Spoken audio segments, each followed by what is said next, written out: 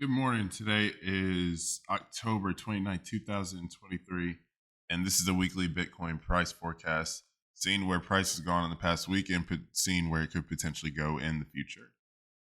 So this has actually been probably, I said last week was one of the best weeks of the year. Last week was the fourth best week of the year at the time of recording, and I think this week actually might have been better than that. If we look at this is the monthly chart. If we look at it, October so far, and we have 2 days left before the end of the month, has been the second best month of the year outside of January. So right now we're up 26.76% on the month. January it was a 39.92%. And then March was a 23%. So again, this is the second best month of the year. They call it October. October is generally one of the better months of the year for price action. So it's holding strong there. Um, this week has primarily been driven by the ETF narrative, which we've been talking about again since June.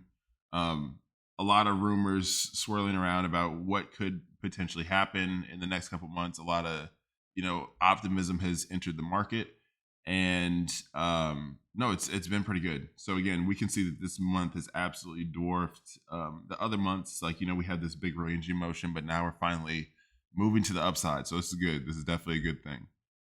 Finally getting some motion out of here, which we could see a continuation.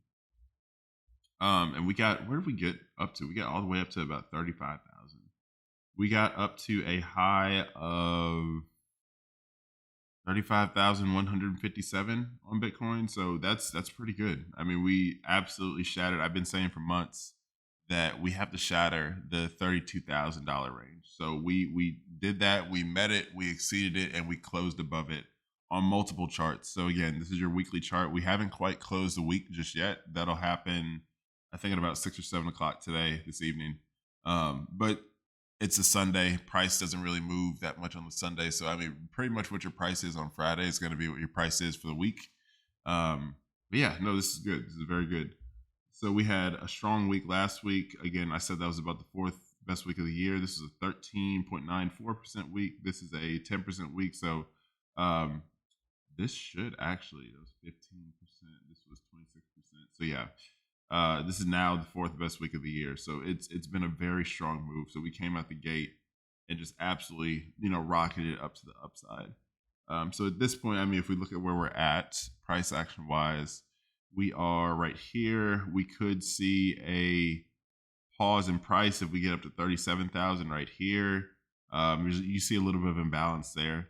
And we could also see a pause once we get up to about 44,000. So I said there were a couple key points that we would hit before, finally getting up to, previous all-time highs, which our all-time high was about 69,000.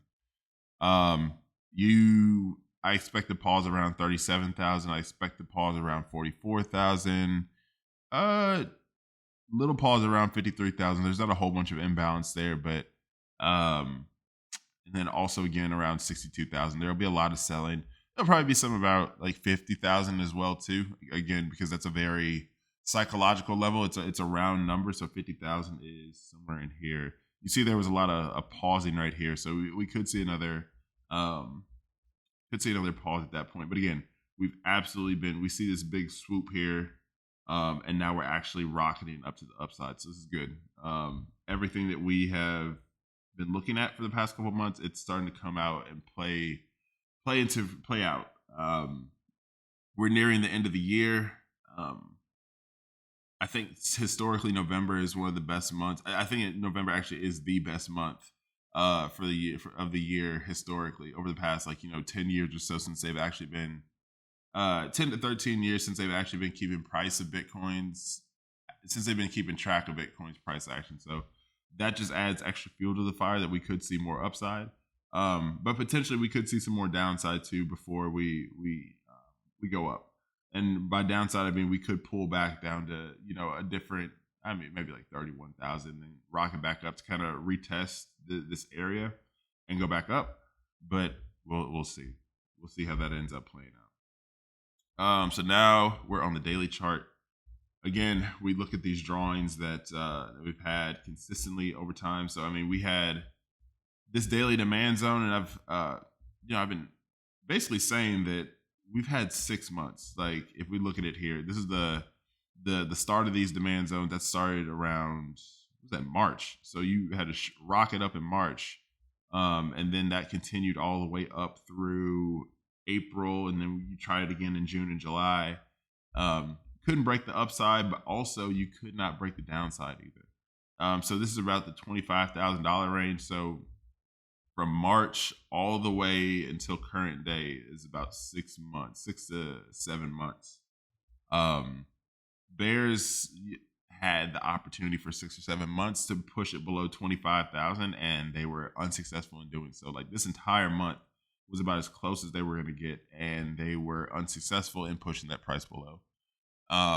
That should tell you that we are unlikely to go below this level. I mean, again, any sort of bad news that may happen, I mean, we may come back down to this level. I see that as being unlikely. And I'll explain why in a bit. But I see it being unlikely that we go below this. Um, there were some people calling for, oh, well, potentially we'll go back down to 20,000 or maybe even below 15,000, whatever you want to call it.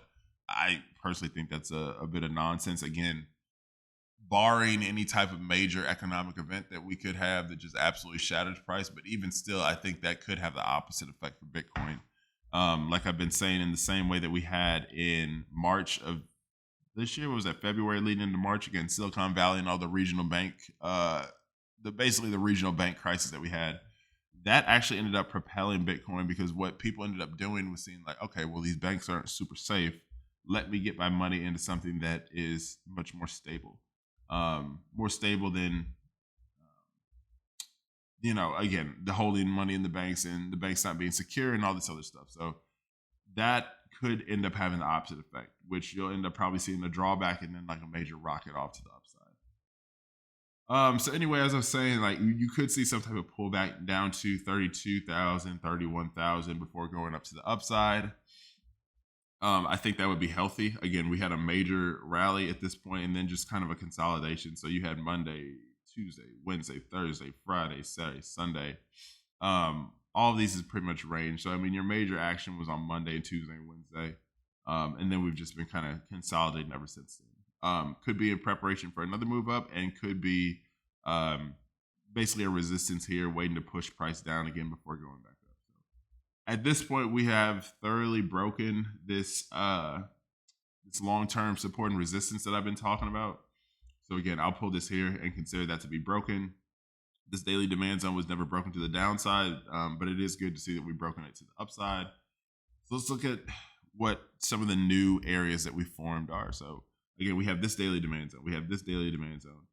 Nothing in here that's worth noting. These are, I mean, this is where you started seeing your upwards action, which was good. You saw the wave start to form, but now you finally started to form new demand zones. So again, demand is increasing, but we haven't seen any major, supply come in. So if we look at this, we'll call that a daily demand. This is one of them. You had a demand zone there, creating an imbalance. You had another one here, another daily demand zone that caused price to rocket up to the upside. And then you had one more here. One more here that caused an imbalance, and none of these have been filled yet. None of this imbalance has been filled, so we're just sitting here waiting for that to happen, right? So you have daily demand zone here. So at this point, I think it's probably, I mean, if you're holding spot, like if you're trading, then yes, I would absolutely wait for some type of pullback before trying to hop into this. But if you're holding spot, Bitcoin, you just want to purchase, I don't really see too much of a difference between purchasing at 34 and 33. I really don't even see it going back down that far. So let's look at some of the Fibonacci's, right? This is one of the major tools that I use. So Fibonacci levels, you have a level right here. That's the 50% discount. And matter of fact, I drew this in the wrong direction. Okay, so let's do that.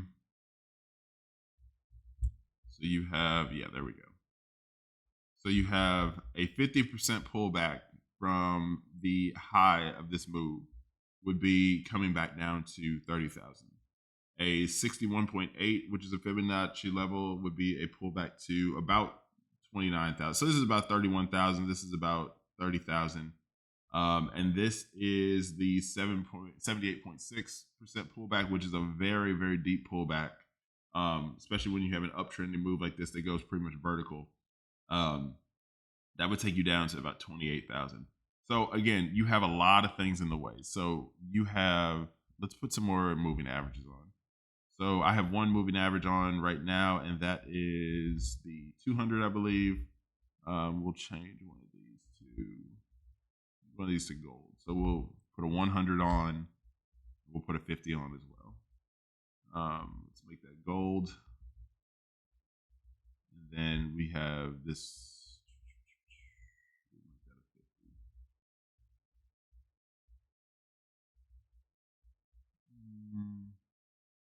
Yeah. Okay. So I mean, this gold one actually is pretty hard to see. So we'll change that to purple based on the background. Change that to purple. So we see these different moving averages, right? So price is well above all the moving averages. So this is your 200, this is your 100, this is your 50 moving average. So it's very good to see that, again, for the longest, we could not break above those. Really since that was August, mid-August, we shot below all of them and couldn't break it there. Finally started doing it in October. So again, October has been a good month. Slight break below the moving averages, but then going right back up to the upside. So if we look at it, I really don't see price at the lowest. I think you would see it come back down to about 29,000. But again, there's just so much in the way. There's so much traffic in the way that I don't even think that's reasonable. I think at best you'll probably see it come back down to about 31,000 or even to the top of the support and resistance to retest it pretty much. So again, support and resistance. You could see this for the longest time was serving as a resistance zone. Price could not get above it, but now that we've gotten above it, you want to see that price could turn into support. So if we pull this over and say, okay, well now this is going to be a support zone. We're going to say this is going to be a support zone now. So it could, that is the top of that zone is 31,742. So roughly 32,000. You could see a pullback, right? Let's say we have some type of support here. It comes back down to about the 50% of this level, which is somewhere in here. So 30,000. You just got to look at how much traffic is in this area. So you have a couple things. You have this parabola. So if I zoom out, matter of fact, let's go to the weekly chart. We'll talk about that for a second.